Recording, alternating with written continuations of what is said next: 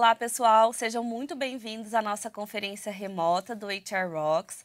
Eu sou a Renata Monteiro, sou VP de Professional Services aqui na Culture Rocks e hoje eu estou com um convidado muito especial que vai dar início à nossa trilha de conhecimento sobre a transformação digital no RH. Eu estou aqui com o Edu Albuquerque. Vou apresentar um pouquinho o Edu para vocês. O Edu tem 20 anos de experiência em inovação, liderando projetos na Sanofi, Philips e Natura. Viveu 6 meses no Vale do Silício estudando e vivendo a cultura de inovação, até fundar, junto com os outros 3 sócios, o Conquer Labs, uma escola de negócios com foco em programas e consultoria de transformação digital, que aceleram a cultura digital dentro das empresas. Alguns dos seus clientes são iFood, Ambev, Exxon, Boticário, Nestlé, enfim, muitos outros. Edu, vamos lá! Gente, muito obrigado. É um prazer estar aqui com vocês para dividir o que a gente tem feito aí no mercado com a Conquer Labs. Conta pra gente, Edu. Vamos começar perguntando pro Edu o que é uma cultura de inovação. Olha, a cultura de inovação é um tema que eu sou apaixonado e eu vou citar uma frase do Klaus Schwab, que ele é fundador do Fórum Econômico Mundial, e ele fala que no mundo de hoje não são mais os peixes grandes que vão comer os peixes pequenos, mas são os peixes mais rápidos que vão comer os peixes mais lentos. Portanto, a cultura de inovação, ela fala sobre velocidade, né? Qual é a nossa capacidade, qual é a nossa velocidade de aprender mais rápido do que o nosso concorrente. Basicamente é isso que eu vou falar um pouquinho para vocês. Legal, Edu. E vamos começar então por quê? Por que a gente precisa desenvolver uma cultura de inovação? Tá, eu acho que porque é a pergunta mais importante, né? Para que a gente não ache que isso é uma modinha, né? A cultura de inovação é modinha. Não, não é modinha. A gente tem que entender que a gente está passando de fato por uma revolução. Nós estamos já na nossa 5ª revolução.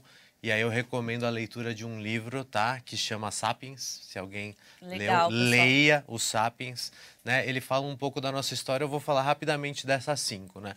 A primeira foi a cognitiva, 70 mil anos atrás. É o que diferencia a gente do meu cachorro, Johnny. Johnny não sabe que vai morrer. Johnny não sabe que amanhã vai ser um outro dia, né? Ele não tem a percepção de vida. E naquele momento a gente percebeu que a gente tem fim, que amanhã vai ser outro dia. E, portanto, a gente começou a desenhar as coisas nas cavernas, né? Eu falo que o primeiro Instagram é aquele cara que pintou a mão e colocou a mão na caverna, né? Ele queria ser notado. Depois disso veio a tal da Revolução Agrícola, onde a gente domesticou as sementes. É outra coisa que eu pergunto, é quem sabe plantar, né? Poucas pessoas sabem plantar, gente. A gente perde as competências da revolução anterior. Portanto, nossos filhos não vão aprender a dirigir, por exemplo. Isso é uma coisa muito interessante. Legal. Mas lá na revolução cognitiva, eu gosto de colocar agrícola, eu gosto de colocar um raciocínio que é, se eu estou ali no meio, eu tenho um tataravô e um tataraneto, a vida do meu tataravô e a vida do meu tataraneto é exatamente a mesma. Não mudou nada. Pula para a revolução científica, a gente fica super inteligente, né? A gente aprende um montão de coisa. Ela acontece há 500 anos atrás e a vida do meu tataravô e a vida do meu tataraneto também não muda muito. Ela continua basicamente a mesma. Vai para a Revolução Industrial, que acontece há 300 anos atrás. Aí a vida do meu tataravô e do meu tataraneto é diferente. Meu tataravô provavelmente foi um artesão. Meu tataraneto provavelmente trabalhou quase como um escravo dentro de uma fábrica. Horas a fio.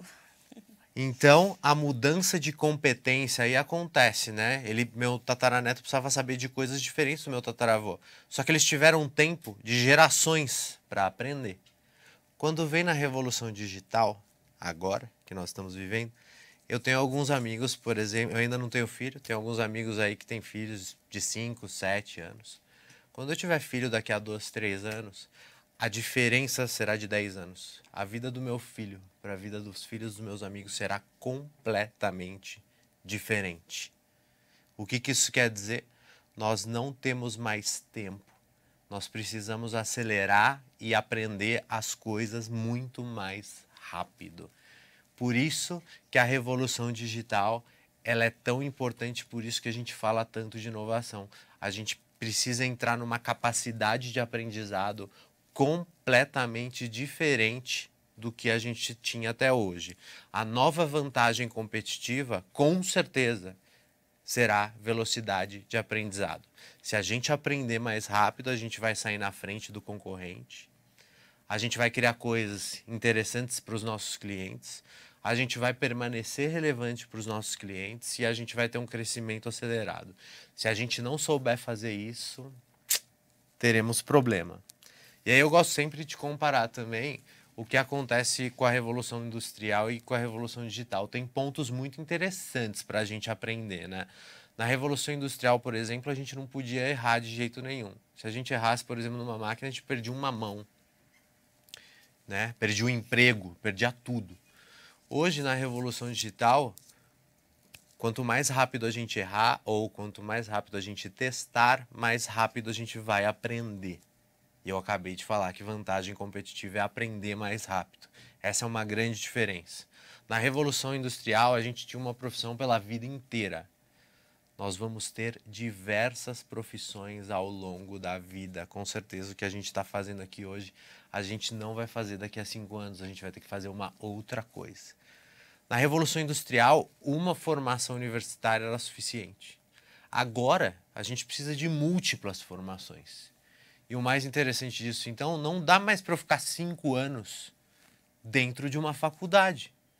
Não vai dar mais tempo. Quando eu sair ali da faculdade, eu olho para trás e falo, o que eu aprendi lá no primeiro ano não é mais uma verdade.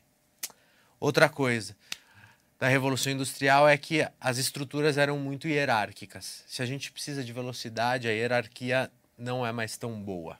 A gente precisa de estruturas mais flexíveis. E por fim, na Revolução Industrial o mundo era lento e na Revolução Digital o mundo é acelerado. A gente precisa se adaptar a isso.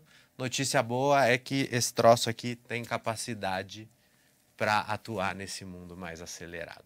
Legal, Edu. E falando de toda essa transformação, não dá para a gente não pensar no RH. Então, como que eu posso criar dentro do RH essa cultura digital? Na minha visão, o RH é o principal responsável sobre isso, né? Ele tem que liderar esse fator. E eu gosto muito de contar uma outra história, que é a história das duas ondas, que é a história das empresas começarem a ser ambidestras, escrever com a esquerda e com a direita, chutar com a esquerda e com a direita. E isso vai ser o RH que vai fazer.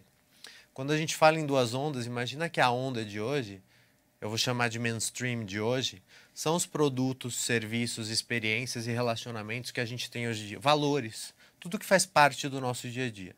Como isso está se transformando muito rápido, imagina que essa onda, uma hora, ela vai começar a descer, descer, descer, descer, até ela virar um nome bonito que eu gosto, é legado, né?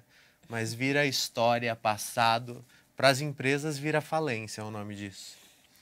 E tem uma segunda onda ali, que mostra vários sinais de mudança. Qual que é o problema dos sinais? A gente tem medo de considerar que um sinal de mudança pode ser, de fato, algo grande, né? E as empresas e as pessoas tendem a desconsiderar. Quando a gente olha esse sinal de mudança, ele vai ampliando, ampliando, ampliando, ampliando. Uma hora ele se choca com a realidade que a gente tem hoje e ele vai virar o mainstream de amanhã. Produtos, serviços, relacionamento, experiências do futuro. Hoje a gente está vivendo um montão de choque. O mundo da educação está se chocando, o mundo financeiro, o mundo da saúde, todos esses mundos aqui no Brasil a gente vê que eles estão se chocando. E qual a principal dificuldade das empresas e das pessoas entenderem isso? É que a onda atual ela é o nosso ganha-pão. O que a gente tem que entender é que esse ganha-pão vai entrar num oceano vermelho. E aí outro livro bom para ler, gente, é a Estratégia do Oceano Azul. Só que tem um ganha-pão do futuro que está ali subindo, né? Esse ganha-pão do futuro. Qual o problema dele que dá medo? Não existe mercado. Portanto, qual é a limitação desse ganha-pão do futuro? É cultural. É uma barreira cultural. O problema não é tecnologia. Não nos falta tecnologia no Brasil. Nós temos tecnologia. O que nos falta é preparar um comportamento das pessoas, das empresas, para estarem adaptadas para isso. E, portanto, terminando essa parte da história, foi para isso que a gente criou o Conquer Labs, então. né? Legal. Então esse é o maior desafio, Edu, é a parte cultural. É a Você parte enxerga cultural, hoje. com certeza, não tenho dúvida nenhuma que esse é o principal desafio. Conta então pra gente, Edu, como é que a Conquer Labs ajuda, né, nessa transformação digital? Como ela ajuda o RH? Tá ótimo. A gente criou a Conquer Labs exatamente para fazer isso, né? Hoje a gente trabalha com mais de 40 empresas pelo Brasil, já treinamos mais de 40 mil pessoas. E o objetivo nosso é ajudar com que as empresas e as pessoas consigam se desenvolver com essas novas competências e superarem essas limitações culturais. Não são tecnológicas, são culturais, né? E aí eu gosto sempre de falar de 4 fatores que os nossos programas desenvolvem. E são 4 competências muito conectadas com a área de recursos humanos, tá bom? A primeira competência que todos nós precisamos é empatia. E empatia não tem nada a ver em ser simpático ou ser antipático. Tem a ver com a gente realmente se colocar no lugar do outro, mas muito além disso é tomar as decisões entendendo que existem outras pessoas. E aí a gente tem que abrir mão de algumas coisas que a gente acredita, né? Então esse é o processo de empatia, com certeza é o mais difícil. Outra competência que a gente ensina muito é a colaboração. Ninguém na escola nos ensinou a colaborar. Na faculdade, não nos ensinaram a colaborar. Eu gosto sempre de fazer a brincadeira também, que é assim, quando a gente era criança, ninguém incentivou a gente a colar na prova, né? Pelo contrário, o que fizeram com a gente fala não cola, não cola. Isso, implicitamente, está ensinando uma criança a não colaborar. Isso é horrível. E agora o mundo inteiro nos pressiona e fala, ok, agora vocês precisam colaborar. A gente precisa ensinar, portanto, colaboração. A outra coisa é adaptabilidade. A gente precisa entrar em outro patamar de adaptabilidade. O que existe hoje não funciona mais. Porque nós estamos se transformando muito rápido, o mundo está se transformando muito rápido, a gente tem que se tornar mais adaptável. É possível aprender isso também. E a última é vulnerabilidade. Essa é a mais legal de todas, é a gente assumir, gente, a gente erra, faz parte do processo, não tem problema. Eu sempre gosto de brincar também. Se eu derrubar essa garrafa de plástico aqui, não vai ter problema nenhum, não vai acontecer nada. Eu só não posso derrubar as garrafas de vidro. Na nossa vida ou nas nossas empresas, a gente tem que escolher quais são as garrafas de plástico que a gente pode deixar cair e quais são as garrafas de vidro que a gente não pode deixar cair.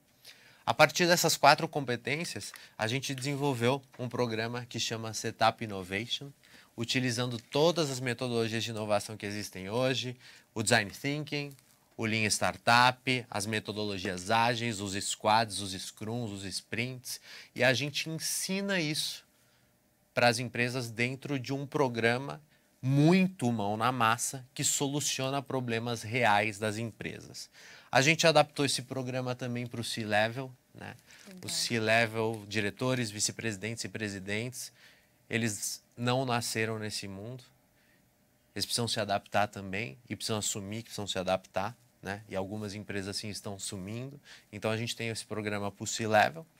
A gente também tem uma aceleradora de projetos, uma aceleradora de startups. A gente acelera projeto dentro das empresas e também conecta as empresas com startups para que elas possam acelerar. Os problemas que as empresas têm, as startups estão solucionando. Basta conectar. A gente não precisa ficar criando coisa do além. E por fim tem o nosso programa que a gente chama de Sprint and Labs, que ao invés de a gente ensinar, a gente faz junto. Nós somos uma consultoria também para fazer tudo isso acontecer. Legal, muito interessante, Edu. E quais são os desafios? Tá. Eu gosto de falar que a gente tem 5 desafios culturais dentro das organizações e estão conectados com essas competências que eu acabei de falar. A primeira, as nossas empresas sempre foram feitas para empurrar a solução goela abaixo, né? É isso que tem, toma aí, se quiser, é isso. A gente vê que as empresas de sucesso hoje em dia, elas solucionam problemas, né, que foram criados por empresas e pelo nosso modelo anterior. E para isso a gente precisa ter uma mudança de mindset. A palavra mindset é outra palavra da moda, né? Portanto, leiam um livro também da Carol Dweck, Mindset, que é de onde vem toda essa modinha da palavra. A gente tem que amar o problema, a gente tem que entender que falhar faz parte e a gente tem que começar a pensar em muitas apostas pequenas e poucas apostas grandes. Por quê? Se fizer poucas apostas grandes, a chance de você errar é enorme. E deixar cair a garrafa de vidro. E deixar cair a garrafa de vidro. Algumas empresas fizeram isso, né? BlackBerry, lembra do teclado? Você apertava o teclado assim, não cabia no dedo, teclava os dois. Era horrível, pequenininho. Blockbuster, quem não devolveu uma fita no domingo à noite, né? E Foi rebobinada. penalizado. Rebobinada. Rebobinada. O que significa rebobinar hoje em dia, né? Você fala, pra que esse verbo? Não existe. A clássica Kodak, né? Que também é uma outra história linda. E uma coisa super triste, a Thomas Cook, né? Para quem não conhece a Thomas Cook, é a CVC da Inglaterra. Acho que já vai dar um ano que eles quebraram. A empresa tinha 178 anos. Quebrou do nada e deixou... O governo britânico teve que fazer um maior movimento de trazer ingleses de volta para a Inglaterra. Depois da Segunda Guerra Mundial, foi o maior processo de trazer ingleses de volta, né? Isso é irresponsabilidade, né? Não inovar é uma responsabilidade. Então, essas empresas não se adaptaram, continuaram criando produto e serviço da mesma maneira e seguiram dessa maneira. Então, essa é a primeira coisa. Passe a solucionar problemas. Segundo ponto, a inovação descentralizou. Ela era centralizada e agora ela é colaborativa. E por isso que vem a tal competência que eu gosto de falar sempre, né? A colaboração. A gente precisa ensinar colaboração. O nosso mundo ele é colaborativo. Palavras conectadas à colaboração, né? Colaboração, co-design, cofinanciamento, cocriação, coworking, co-sharing, co-tudo. A gente precisa criar a tal da percepção colaborativa. Terceiro ponto. O aprendizado era lento, agora o aprendizado é acelerado, né? Esse foi um ponto que eu também já conversei aqui. E existem vários modelos para isso, né? Para que a gente acelere os projetos, né? O modelo Lean Startup, as metodologias ágeis, elas servem para fazer isso, para acelerar desenvolvimento de coisas, de novos projetos, serviços, relacionamento, produto, o que quer que seja. Indo para o próximo ponto, para o quarto ponto, a gente está falando de... A gente trabalhou durante muito tempo nas empresas, né, de fazer planos de negócio de 5 anos. Qual é a chance de eu saber o que vai acontecer daqui a 5 anos? Às vezes 10 anos. Uma loucura. Então, agora a gente trabalha com modelos de negócio. As empresas precisam ter vários modelos de negócio sendo testados ao mesmo tempo. Isso vai reduzir risco. Vai facilitar muito com que a empresa consiga criar várias coisas ao mesmo tempo. Só que para isso você precisa de tecnologia? Não. Você precisa só trabalhar de um jeito diferente e aceitar metodologias diferentes. Esse é um grande exercício. Quinto ponto, está ligado à hierarquia. A gente tem organizações extremamente hierárquicas e a gente precisa implementar os squads. Edu, tudo precisa ser squad? Não, nem o próprio Spotify, da onde o squad nasceu, ele é totalmente squad. Ele tem ali a sua hierarquia, ela tem o seu papel. Edu, o que são squads? São times multidisciplinares, autônomos, com foco em ação e flexível. Por que os squads no Brasil não estão dando certo? Porque a gente não está conseguindo dar autonomia. O brasileiro tem dificuldade de dar autonomia para as pessoas, né? Juntem pessoas de diferentes áreas, cria o squad, coloca uma meta clara e deixa ele trabalhar naquilo. Isso é um processo de squad e a gente precisa ter organizações que trabalhem com hierarquia e com squad. Esses são 5 desafios. Não citei a palavra tecnologia. São desafios comportamentais e de metodologia. E aí, então, eu gosto de reforçar. RH, tá na mão, a bola tá aí, assume. É o papel do RH. Lógico, tem a área de tecnologia, tem a área de negócios do lado, mas o desafio é cultural. Se esforcem em desenvolver empatia, colaboração, vulnerabilidade e adaptabilidade. com o desenvolvimento dessas 4 competências nas organizações, elas vão estar começando a se preparar para a transformação digital. Muito legal, Edu, muito legal. E por onde a gente começa? Ótimo. Por onde começa? Porque daí começa, né? Putz, e agora? Você é louco, falou tudo isso. Por onde a gente vai começar? A gente tem que superar barreiras culturais, certo? Então, vamos começar com o que a gente chama de quick wins. Quais são as coisinhas pequenas que a gente pode fazer dentro da empresa, que cada um de nós pode fazer pequenininho e que mostram resultado de maneira muito rápida? Esses quick wins vão começar a mostrar para a liderança, falar, olha só, não é que aquela ideia ali parece fazer sentido? E aí esse processo vai ganhando espaço dentro da empresa. Outra coisa que o RH pode fazer, crie comitês de divergência. Nas empresas, a gente só tem comitês de convergência. A gente entra na reunião para quê? Para provar coisas. Quando é que a gente entra nas reuniões para discutir, para divergir, para criar ideias? Portanto, assim como tem a reunião mensal de resultados, criem espaços simples para quem quiser participar de divergência, para divergir, para discutir, para ter ideias. Isso vai oxigenar a organização. E terceiro ponto, gente, não faça sozinho. Existem parceiros no mercado, nós criamos a Conquer Labs para ajudar as empresas a fazerem esse processo de transformação digital. E tem um grande desafio que essa pergunta sempre vem para mim. Edu, como mede isso? Hoje a gente criou um projeto dentro da Conquer Labs, a gente chama de Projeto Genoma. O Genoma é uma ferramenta que consegue mensurar, uma ferramenta digital, que consegue mensurar a maturidade digital dos colaboradores e das empresas. E a gente consegue saber onde está a deficiência, onde a gente tem que treinar aquela empresa, aquelas pessoas, para que a maturidade digital vá crescendo. A gente utilizou um estudo do professor David Rogers, queria até agradecer ele publicamente aqui, da Columbia University, né? Um estudo muito legal. Então, hoje a gente consegue mensurar, então a gente consegue provar resultado. E o resultado é claro, as empresas que se transformam digitalmente estão dando passos importantes. As que não estão ficando para trás e vão morrer. Legal, Edu, muito obrigada, aprendi bastante, espero que vocês tenham gostado. Muito obrigado, foi um prazer ter dividido tudo isso, espero que vocês tenham gostado, aprendido muito e sigam adiante aí nesse desenvolvimento da transformação digital. Abraço.